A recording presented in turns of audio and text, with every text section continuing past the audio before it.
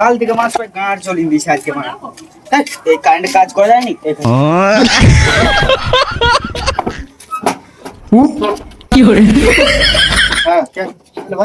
দাদা আমি কিন্তু কারেন্ট অফিস থেকে আলছি কারেন্টে রিচার্জ করতে আলছি আপনাদের কোনো ডিস্টার্ব হচ্ছে কারেন্টে যদি অসুবিধা না থাকে তো আপনারা একটা সাইন করে দিতে পারেন হ্যালো